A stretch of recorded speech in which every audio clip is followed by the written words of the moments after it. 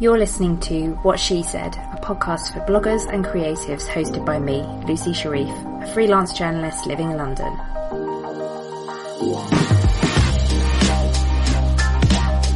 Each week I interview different women in blogging and the online world, getting their best blogging tips and advice, and a little bit of gossip too. Thanks for listening.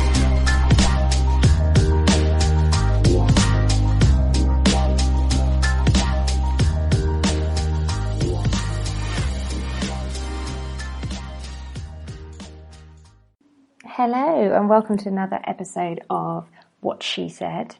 In this episode, oh my god, it was so much fun. I was chatting to Sam Sparrow. She's my real life friend, you guys, so expect some proper laughs. It was awesome. Sam came round to my flat. We ate Portuguese custard tarts, whose name I can never remember, and drank tea and played with my baby. It was awesome. So anybody who doesn't know who Sam is, she is an absolute unicorn. I adore her. Without her, this podcast wouldn't exist. That's a fact. She's a massive, massive support to me. Yeah, I love her. She's amazing. Anyway, back to Sam.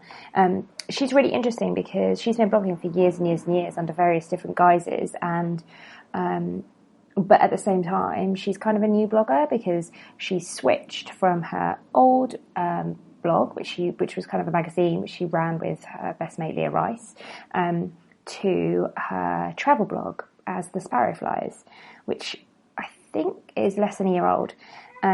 We chat about Pinterest and why this is such a traffic booster for your blog. It has been for her and for me and for lots of people, and Sam is a bit of a powerhouse with it. Why it's important not to get too bogged down in the social media platforms you don't like, and how to network when you don't like people. If you've been struggling with Pinterest, or if you're a little bit scared to break into a new niche with your blog, this one is for you. Enjoy. Hi Sam, how are you? I'm alright, how are you? I'm good, thank you. How's your day been? My day's been amazing because I've basically been in your flat for the whole day and you've been feeding me custard tarts, so it's the best fun ever. Brilliant. I get to see the flat behind the Instagrams. Oh my goodness. It's amazing. Yeah. Does it live up to expectations? It really does. I like your bunker bedroom. I'm telling everyone your bedroom secrets now on your podcast. I'm so inappropriate. No, it's fine. It's amazing. It's like being on a boat. Like you go down into the cabin. It's weird, cozy. Isn't it? No, it's cozy. I like it. So, for anyone that doesn't know who you are, please could you introduce yourself and tell us a little bit about your blogging journey. How do you explain yourself? How do you explain? So my name is Sam Sparrow. And real name, by the way. Actual real name. Yeah, it is actually my name. It's not a pseudonym or a stage name. I married into this name, for which I'm forever grateful to Mr. Sparrow for giving me an excellent online name. But yeah, so I've been blogging in some form or another since 1999. Stop it. Yeah, so before blogging was a thing, when they called blogging weblogs. In 1999, I was doing blogging, and like not as we would know blogging now, but messing around on the internet. So my stepdad is a computer programmer, so we got a computer, like a PC, really early. Mm-hmm. We got dial-up internet when I was 15, Those days. Which was 19 years ago. Oh my god. Oh, and we had things like, so where we've got like WhatsApp now or Facebook Messenger, we had chat programs called ICQ. So for any of the old school internet people out there, and then we moved on to MSN Messenger. Sure. And there was no social media, and websites were built in Dreamweaver and uploaded. Or you could do it old school, like I did, which was HTML code in Notepad.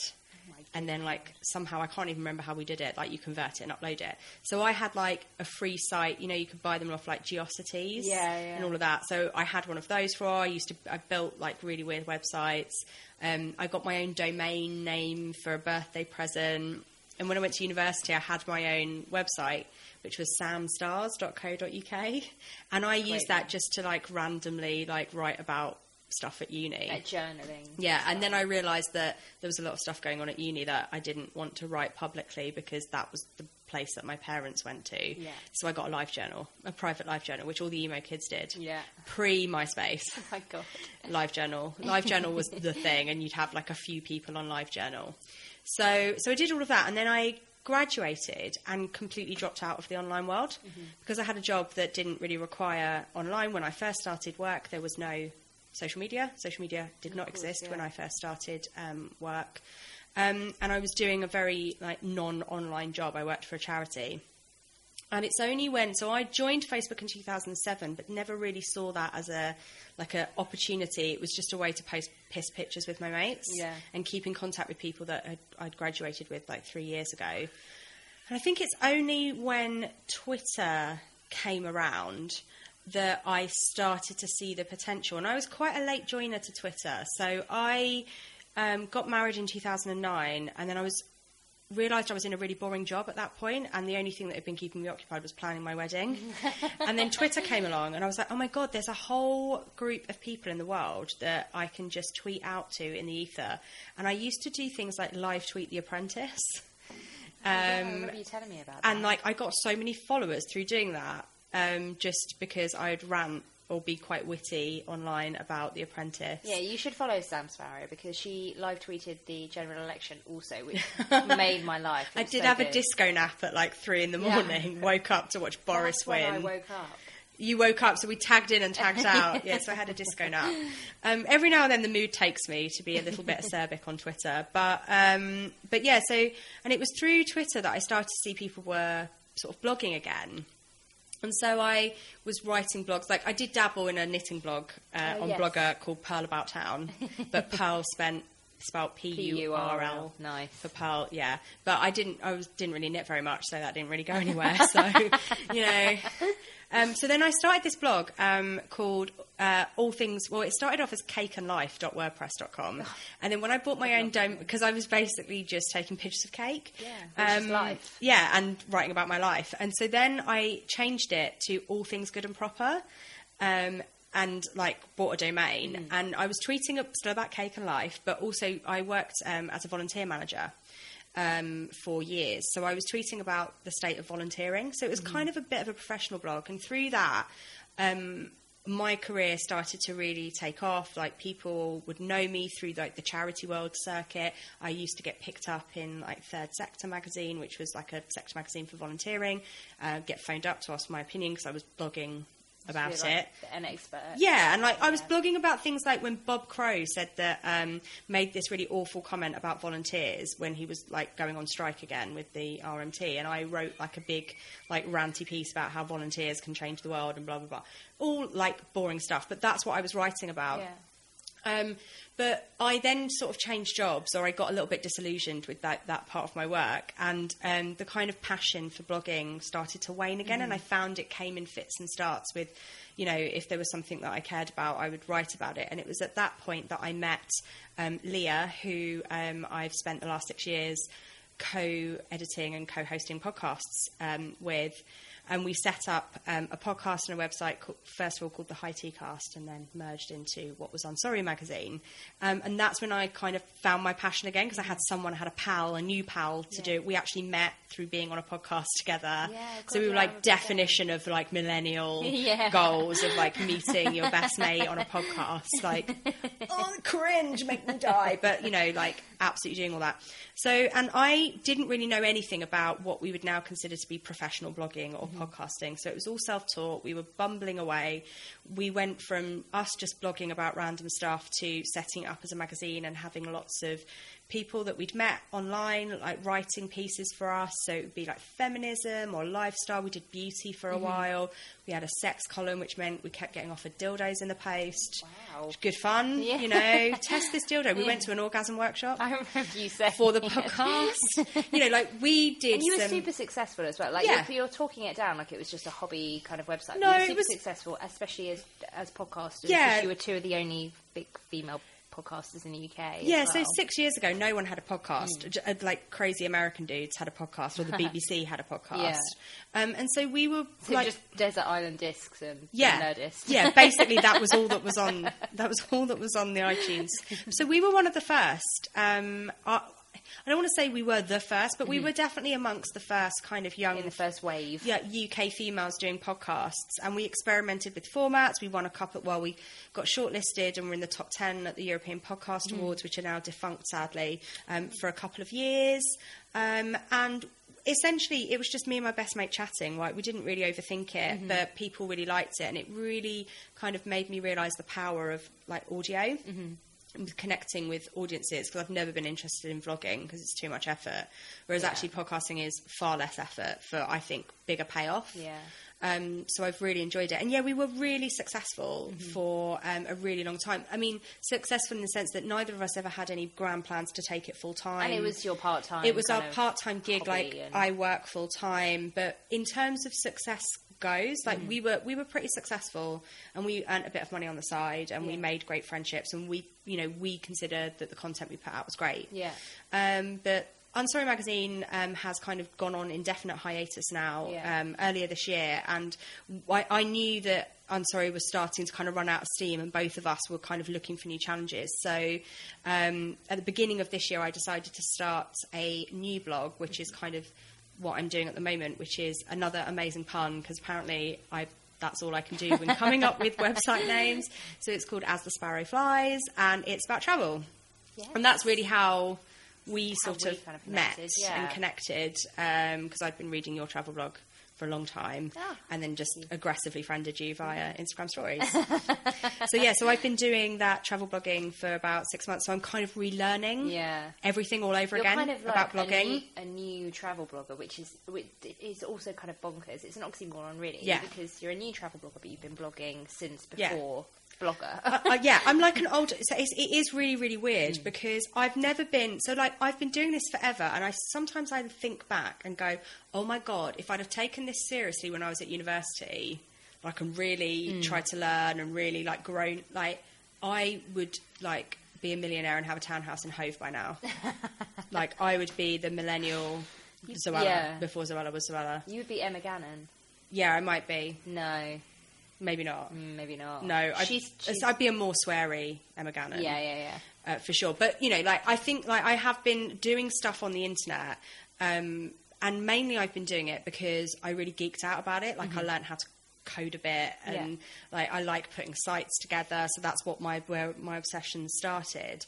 And I've always, even though my job up until recently has had nothing to do with the internet at all, and it's been quite a hands-on kind of job that isn't in the online space, I've always loved the internet. I'm like a total product of, like, millennial mayhem. Like, I've grown up with it, and it's always been really important to me as a way of connecting. So even if I didn't have a blog, I would still read blogs. I would still tweet incessantly about stuff that pisses me off. I'd put drunk pictures on Facebook.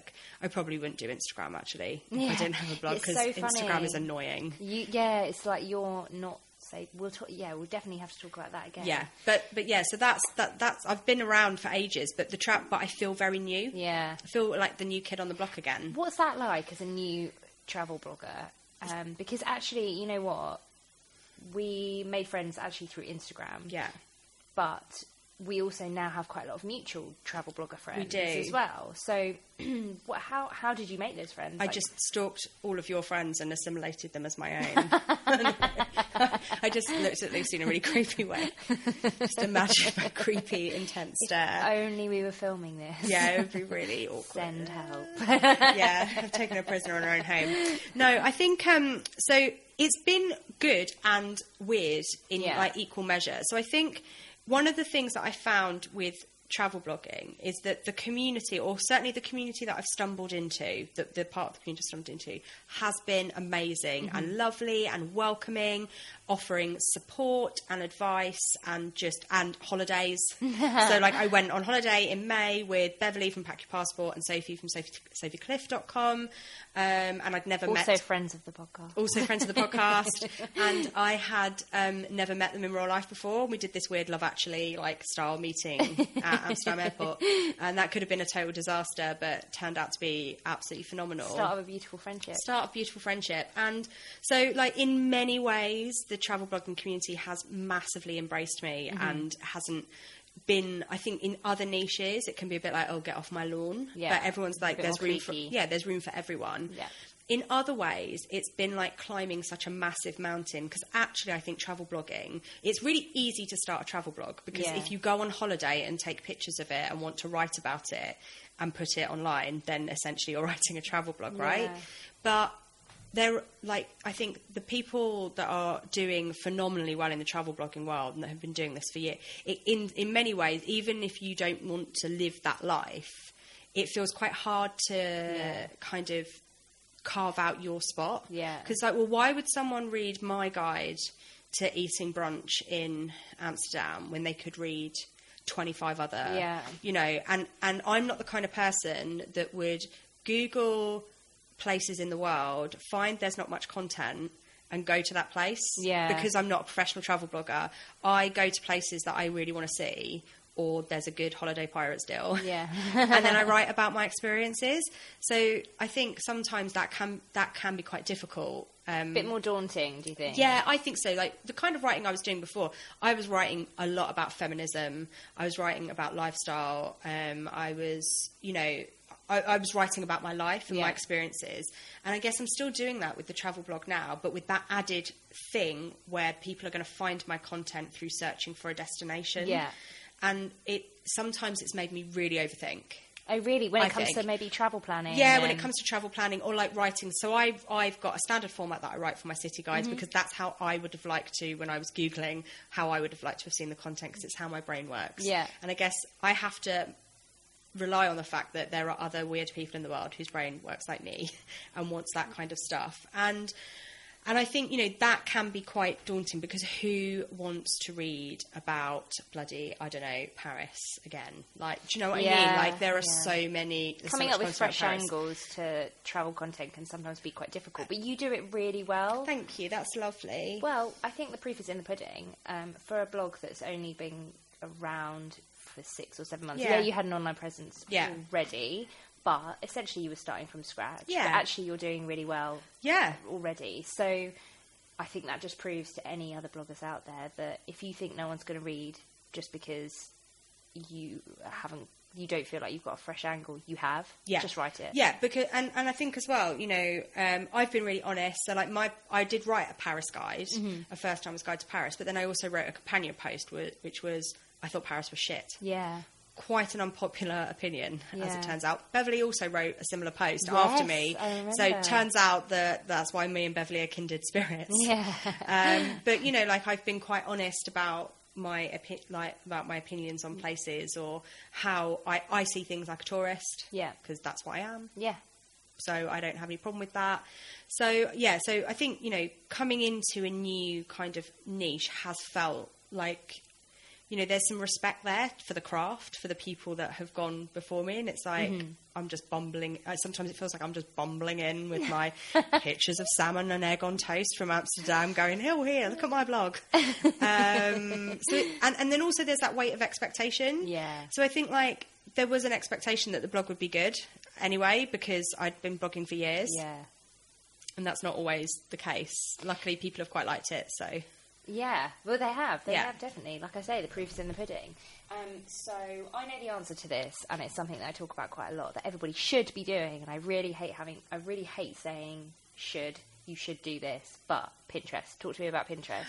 So I kind of love Pinterest now, but I did not get Pinterest. So did not do anything on Pinterest when we were running Unsorry Magazine. I used Pinterest to pin shit pictures of nail varnish and lilac unicorn hair. Yeah. That was my Pinterest. Yeah. And I did have quite a few Pinterest followers because I joined Pinterest really early and posted loads of motivational quotes. And like that shit just honestly gets... People love it, don't they? People love that shit. But then, like, Pinterest changed, like every kind of platform changes, and it became like vertical pins with text overlay, only beautiful pins, all of this kind of, shenanigans. And I was just like, I don't understand Pinterest. And then I was like, I know that travel blogs do well on Pinterest. Like, if I want to kickstart this and do it properly, I need to get my head around it. So I spent like my Christmas break figuring out Pinterest. And basically the first line that I read when I was properly looking into it was Pinterest's search engine. And I was like, oh, I get it now. Yeah, exactly. It's not a social platform. It's Google. It's Google, but with pictures. Google. And also, it's Google, but with pictures. Yeah. Like, oh, well, that makes sense. Yeah. It's Google with pictures. So essentially, I guess, like, my personal process is there's like a few things that I'll do. So for every post, I will make 2 to 3 pins. So I'll make 3 pins if it's a city guide. With different pictures. Don't always use my own pictures, so I use free stock imagery because it's just better for Pinterest. Yeah, people love that on Pinterest. Yeah, so it doesn't really matter so much. So use stock imagery. I've got a format for all of my pins, and I do it in Canva, so it's really, really easy. I'll change the title, like text overlay for each one. I'll put one on my blog, and the other 2 I will hide as hidden kind of images. But if you were to have, if you press pin, they come up. I need to ask you how to do that. Yeah, so there's like a little bit of code. Yeah, we can Google it, and then we can put the link in the show notes, and then you can do it. It's like a super easy piece of code. Yeah. So I'll do that, and then I'll put the pin out on my own boards. So the next thing is about designing your Pinterest page. And so basically it's about having the boards that you would have in terms of what you blog about. So for me, it's travel. So I've got travel tips, European travel, USA, like lots of different boards. And then I've got some separate boards for places that I know I travel to a lot, like Italy and things like that. And then you join group boards. Yeah. And so I've joined so many group boards. Some of them are naff, so I need to de-join them, and I need to just look at which ones are good and which ones aren't. Because Pinterest has some really good business analytics. I've written a post, shameless plug. I've written a post about Pinterest, which is really basic. So if you're new to Pinterest, then I will link it in the show notes. I would say go to that. Yeah, definitely go to that. And it's just about using it like a search engine. Yeah. So your board descriptions need to have keywords in them, and they don't have to be full sentences. They can be keywords with commas so that your boards come up in searches. It's the same for your pin descriptions, like all of that kind of stuff. Treat it like you would SEOing a post. So pinning to group boards is really important. And then the other thing that I did, which I don't do as much anymore, but it has worked really well when I was starting out, is on Facebook there are 3 incredible Pinterest for bloggers groups where they do pin threads every day, and you put your pin and then you repin all of the other pins, and those 100 people will repin your pin. So it gets into your audience. Sharing. So it's really easy sharing. And the good thing, I mean, some of the content that people put on those, I'm just like, there are rules, so they have to be vertical. So on all of that. But some I'm just like, oh, this breaks my heart to pin. But generally speaking, because the other thing that you need to do on Pinterest is pin a lot. Yeah. Your own content and others. So it's a really easy way of finding everyone else's content. So if I've got a new pin to put out, I'll just stick it in a couple of those groups. And away you go. And then you're already getting that kind of virality on that pin. And like 3/4 of my traffic comes from Pinterest at the moment. Like I wrote, honest to God, the most basic, shitty travel hacks that you might not have thought of post. One of which was take an extension lead in your bag. I mean, this is not like inspirational fucking content, right? It was not. It was fine, right? But it was not like gospel. Yeah. And I didn't even think the pin was that good. And it's so weird what goes well on Pinterest. And that just went insane. And for like 2 months. Super useful post. I remember seeing that on Pinterest. Actually. And for 2 months that went it was a picture of a hotel room, I think. It was like such a shit pin. It's so annoying because I've got better pins. But yeah, so like I definitely think that travel does so well on Pinterest. So if you're writing about travel, it's definitely worth trying it out. And experimenting in Canva's free. Yeah, it's really easy to experiment. Go and look at some pins that you like the look of. Look at Sam Sparrow's Pinterest and just copy what she does. I would suggest. Yeah, I mean, actually, like I'm not a very visual person, so I found designing pins not that great. So I'm like trying a new design of pins that I'm going to start putting out soon.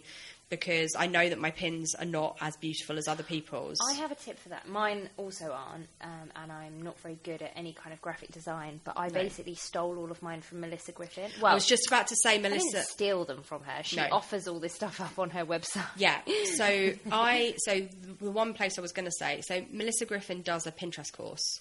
Yes, she does, doesn't she? It's not cheap. So unless you are making dollar from your website, like I wouldn't necessarily say you want to pay all this money, but she does offer a lot of free resources on her website. She also, when she's trying to sell her course, does a webinar. So you should look out, if you sign up for her emails or whatever, she does like a 1.5 hour webinar about Pinterest, where a lot of what I've just described will be she chatted gives about. away a lot for free. She gives away a lot for free, particularly because she's moving her business to be slightly more niche, I think. So she's giving away a lot of Pinterest stuff for free. Oh, interesting. So yeah, so Pinterest is like, for me, I think if it works in your area that you're blogging in, Pinterest is great because it's easy. It's like it's like easy win. Yeah, it's so the traffic that you can get from Pinterest is incredible. I think people don't really realise. As soon as you start seeing those referrals rolling in, you're like, shit. And it really helps as well, particularly with a new blog, because for any new post or any brand new blog, it takes a while to get that juice from Google. Yeah. Like it's just picking up for me now, 6 months in, but not massively, because mainly I don't really spend that much time SEOing my posts, which I should. So don't listen to me on that. But Pinterest has actually really helped get over that hump, because it's so instant on that platform. And the way the Pinterest algorithm works is that if you can get a few good repins of your pin, like early on, then it comes up higher in the smart feed. Oh, I didn't know that. That's really interesting. Yeah, which is why those groups can be really helpful when you've got a new pin to push out. Ooh, I'm going to be picking your brains about these. Yeah, so we can put those new... and you just request to join on Facebook. Put it all in the show notes, so you can all have it too. It's not just for me. Yeah. And what else have you found has been a bit of a growth game changer? Or has there been any? Actually, there's two parts to this question. What else have you found, particularly regarding your travel blog, has been a growth game changer? Also, has there been any stumbling blocks? Like, has there been a moment where you felt like, shit, I can't do this actually, I'm not good enough? Yeah, so I think in terms of, I guess, growth game changer, for me, it's been about networking, definitely. So, like, number one, promote your posts. I promote them on my personal Facebook page. Yeah. And a lot of bloggers I know don't do that. And, like, I get why. And there are some things that I've promoted on my personal page. So I just recently wrote a post about body shape and travel and, you know, should it define how you travel. Really good post. Oh, that as well. Yeah, and, you know, and, like, it's got a great reception. But I've all of a sudden had, like, mad Facebook messages from mad family members that are just a bit like, but you're not fat, blah, blah. And I was like, well, number one, you've not really read the post, and number two, oh god, I totally forgot I'm friends with you guys on Facebook. But, you know, Facebook is also a big referrer for me, and a lot of people, I just say, like, it's part of your life, don't be embarrassed, put it out there. Agreed. So, like, growth game changers is promote everywhere, and don't promote a post once. Yeah, oh my God. So CoSchedule have got some really good resources about when to post on each and how often to post. CoSchedule is a social media scheduling tool that you can use for everything. Yeah, you can use it for everything. It's not... Yeah, no, you can use it for Pinterest. You can use it for everything. Okay. You can even use it for Instagram, but it doesn't post immediately to Instagram. It just reminds you. Yeah. But they've got... Actually, their website, if you just go to CoSchedule.com and click on their blog, so much good tips and advice there. But they've got a really good post about the best times to... Like, how many times to post and when. So, like, 45 days after... You should schedule a post. It's really interesting. So that's been really helpful. The blog, the download. No, the CoSchedule software. Tool. No. Okay. It's not free, and it's not cheap. There are other, like, Buffer. You could use Buffer. You can use Buffer free, and then they have, like, a premium $10 Yeah, the $10 plan, like, you know, if you were committed and social, like getting social posting right is what you want to do, and you could just remind yourself. You could set all of this up with a bit of extra work on buffer just by using the amount, but people just don't post out their stuff enough. Yeah, agreed. I don't really give a shit if I'm annoying people. It's my life. I don't either. And you know, people see I like barely see anyone's stuff on Twitter, so seven tweets for me isn't going to piss people off. I think particularly on Twitter as well, you have to tweet a lot. You Don't be embarrassed about it, because just put it out there. I only put it on my personal Facebook page once, so you can be Facebook friends with me if you want and not be annoyed. Oh my God, I do it more than that. Yeah. I do it... But you don't have a Facebook page for your blog, do you? I do. Or do you? So that I can have the business Instagram account, which annoys me massively, but I don't promote it. Yeah, I didn't realise. I didn't think you had it. Yeah. Well, I basically don't. Yeah. I think I have like 300 likes. So I re-promote on that Facebook page, but I don't re-promote on my personal page. Right, okay. I mean, I might do. Yeah. But, yeah. But the biggest growth game change for me, I think, has definitely been about networking and making friends in the industry and learning from them. So, like, I've been to, like, I used to go to blogging events quite a lot back in the day, and then I stopped because I just don't like most people. I'm a chatterbox, I'm a big mouth, but I'm not massively extroverted. I don't do small talk very well. And so big travel conferences, big blogging conferences really freak me out. Yeah. But I went to Blog at the Beach, which is a little kind of conference run by IceLolly Holiday up in Leeds. And obviously there's quite a few travel bloggers that I know up in Leeds, Beverly and Sophie being most of them. And so I decided to go up there for the day. It was a free conference. So Jen spoke, and Jess from Travelista spoke, and that was really good because I got to kind of network with some other travel bloggers that I'd not met before, and now we chat and all of that. I've also reached out to people and been like, hey, be my friend. Yeah. And let's go for coffee and let's meet up and let's be best friends and hold hands into the sunset. And that's been a real growth game changer, not because they are aggressively sharing my stuff, but just because you're just part of the community, you're seeing other stuff. Yeah. And it makes you feel more part of it when those low moments come. And I think the other half of your question was about those kind of barriers or low moments. And I think, for me, like, there's two things. As I was saying before, like, the travel blogging world is pretty well established with some major players that have been doing this forever.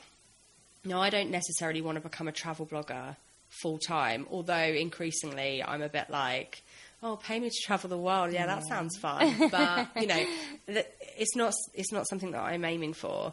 But even so, I do want to grow my blog, and I do want eyeballs on it, and I do want opportunities.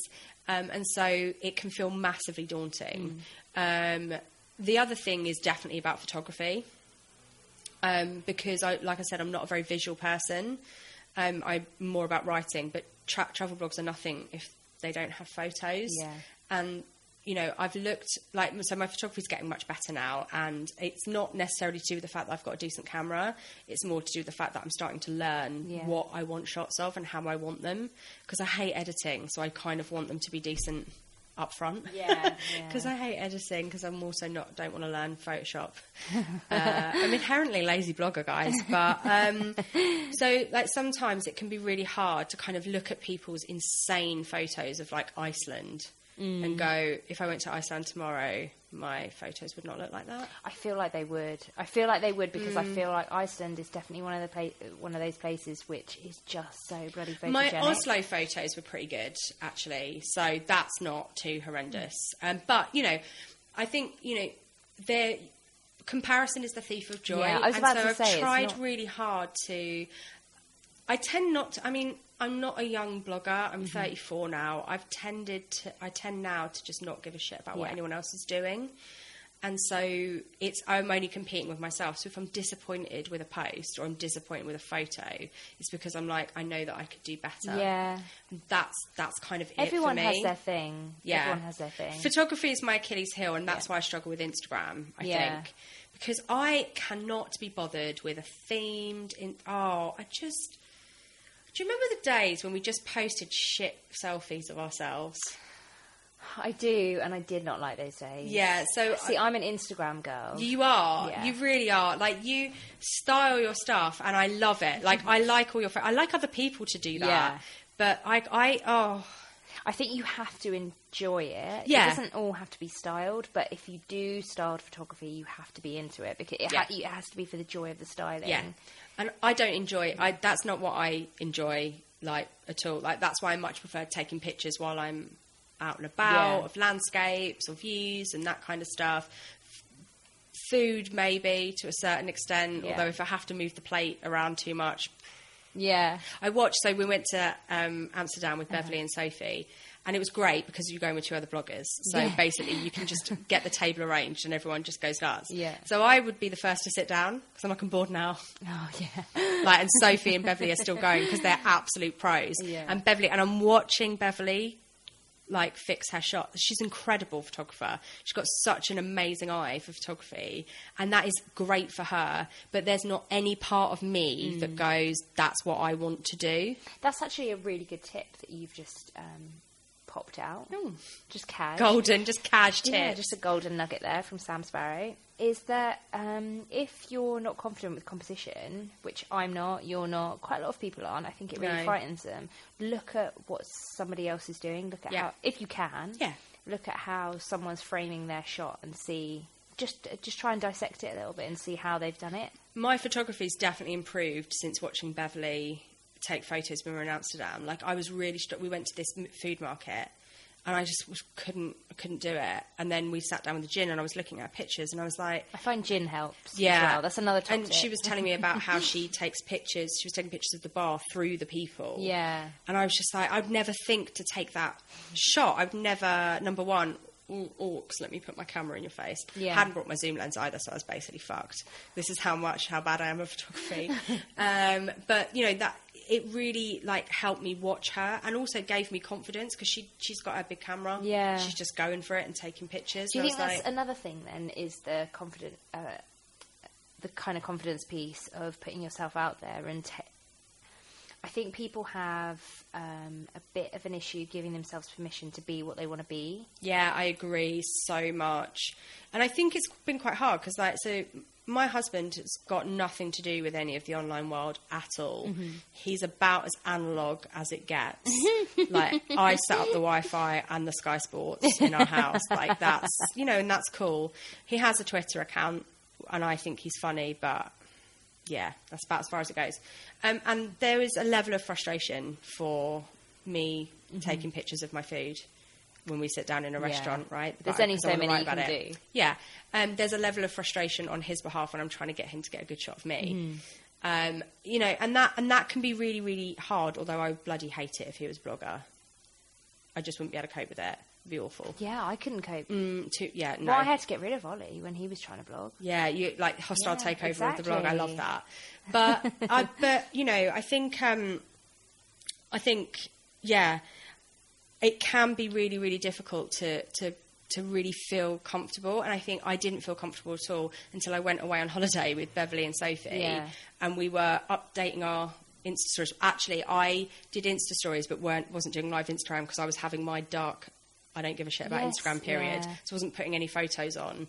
And we were all just sitting there for 10 minutes, interacting on Instagram, because then apparently you get better interaction on your photos. So we were all just doing that and not talking to each other while we were doing it. You've just glossed over a really good Instagram tip. Sorry. It's an Instagram tip that I don't use, but apparently, guys, so basically when you post a picture, you should be really active on Instagram before and after. Yeah. So that it's kind of part of that engagement. Before and after you post. You post a picture. So So what I tend to do if I'm having an Instagram good day is that I will go on, I will like and comment a few pictures, then I will put mine up with the hashtags and all of that shebang that I've carefully researched for days before, and then I will go and interact with some others, watch some Instagram stories, which isn't a hardship to me because I love Instagram stories. But that's a tip. It's a good tip. Yeah, I mean, it's not doing a hell of a lot for my own engagement, but, you know, we'll see. We'll see how that goes. Yeah, but at least you get seen. Yeah, you do get seen, actually. And for me, actually, the best thing is, a bit like you described earlier, is that It's about having my nice little tribe of people. Yeah. So actually, I've just got a list of people that I really like on Instagram, and I then go directly to their Instagram profiles. Oh, really? To get around the algorithm. Do you use the saved function? Yes. Where you can save pictures in there? Because you can save and then have collections. I'm not very good at this. So I've just saved pictures of my favourite Instagrammers, and then I just go into their accounts each day. Yeah. Because otherwise sometimes you can never see people. You can just never see people. Although what I have noticed is yours, Sophie's, Beverly's, Rebecca from Queen Beadie, Rihanna from, well, she was RoboCop, but now Rihanna Olivia. Like, I really like all of their photography, and because I've liked quite a lot of their posts, they do surface first. I think that in particular we're all quite aggressive Instagrammers as well. Yeah. I actually posted twice in one day the other day. Did you? I know. Posted twice in one day.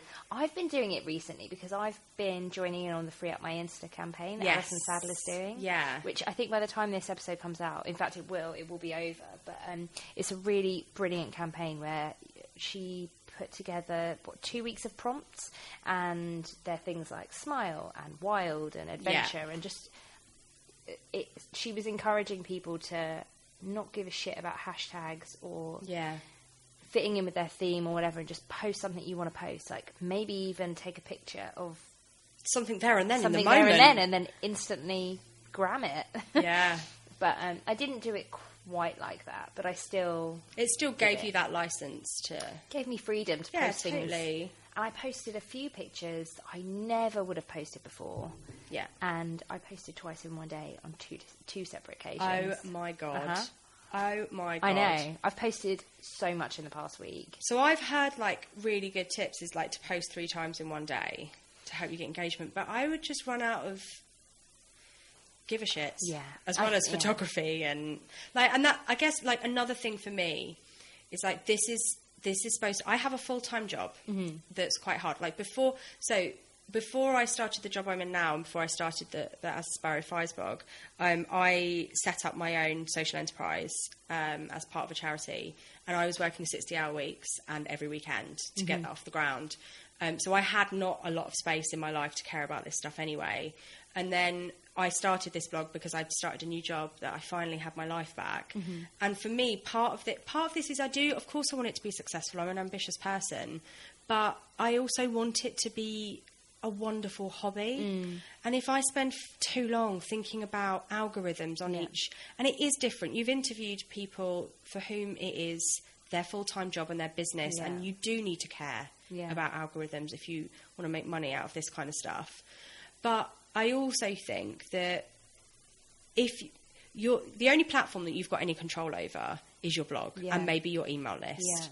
And so this Instagram will change again, maybe tomorrow. Pinterest will change. It's already changing quite a lot. They've taken off the repin rates and made them engagement rates, and now it's really difficult to find out how many repins you've had.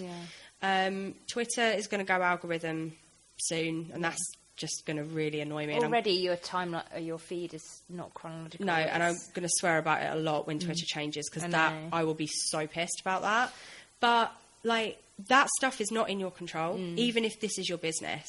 The only thing you can control is the photos you put out on your blog, the words that you put out on your blog, and how that's organised, and potentially collecting emails for an email list. Another thing that I'm bad at. But I know that you spoke about this quite a lot in the last episode I listened to when we recorded this with Monica from the Travel Hack. The email list. So that's, like, a really good tip. But so therefore, if you can't control other people's platforms, you're going to lose the kind of joy and wonder of why we do this stuff online anyway. And, like, for me, like, that is my biggest growth game changer, because if I worried about that stuff, I would stop posting and I wouldn't have a blog, and then I'd have nothing to grow, and it would just be another desolate, fallen by the wayside blog, of which there are probably millions in the internet. That's a really, really good point, and probably quite a good one to end it on. I've like rabbited on forever. No, it's really good. I just want to summarise it again, though. Your blog is not going to just disappear. That's the only thing you have control over, and you need to use your words. Use your words, people. Content is king. So, thank you very much for being part of the podcast, Sam. Pleasure. Where can everybody find you? So, I'm on at Sam R. Sparrow, basically on every social media. So, Instagram, Twitter, and Pinterest, if you want to check out the pins. And my blog is asthesparrowflies.com. There will never be another pun that I've come up with that is greater than that. So, just appreciate that if you do go and visit. Thank you. Thanks. Thanks for listening to What She Said. And if you like this episode or any of the other episodes, please think about giving me a lovely rating on iTunes. I really appreciate it. If you want to connect with me, head over to my blog, wanderloose.com, or hit me up on Twitter, Instagram, or Pinterest, where I'm at wanderlooseblog.